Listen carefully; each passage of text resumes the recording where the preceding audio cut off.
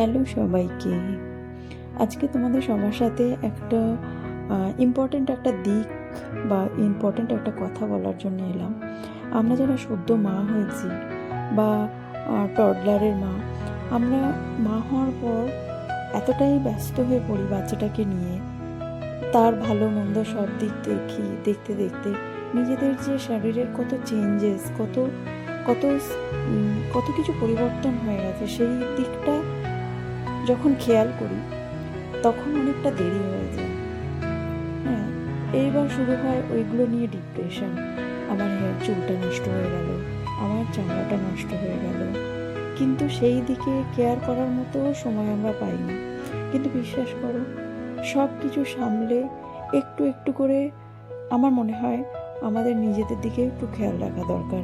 একটু একটু স্কিন চর্চা করলাম, একটু হেয়ার চর্চা করলাম, একটু আস্তে আস্তে, যাতে মানে এই বাচ্চাটা বড় হওয়ার সাথে সাথে আবার একরকম ডিপ্রেশন না তৈরি হয় যে আমার এইটা নষ্ট হয়ে গেল, বড়টা নষ্ট হয়ে গেল, আগের মতো আর ঠিক করতে পারছি না।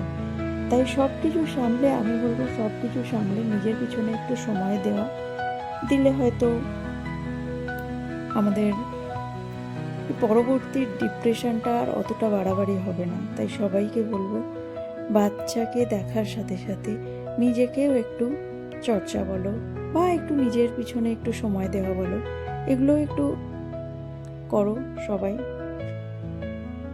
আমার মনে হয় এটা ভালোই লাগবে। বাচ্চা মানুষ করার সাথে সাথে নিজেকে একটু দেখা, নিজের দিকটাও একটু দেখা। জানি অনেক সময় অনেক রকম প্রতিকূলতা থাকে, আমরা হয়তো মানে ওই দিক ছাড়া, বাচ্চার দিক ছাড়া অন্য দিকে আর কনসেন্ট্রেশন দিতেই পারি না, ফোকাস করতেই পারি না, যার জন্য আরও বেশি ডিপ্রেসড হয়ে যাই আমরা মেয়েরা।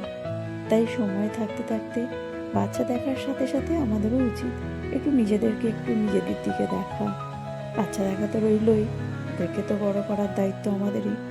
তো ওদেরকে বড় করার সাথে সাথে নিজেদের দিকটাও একটু খেয়াল রাখা, যাতে আমরা ডিপ্রেসড হয়ে না থাকি।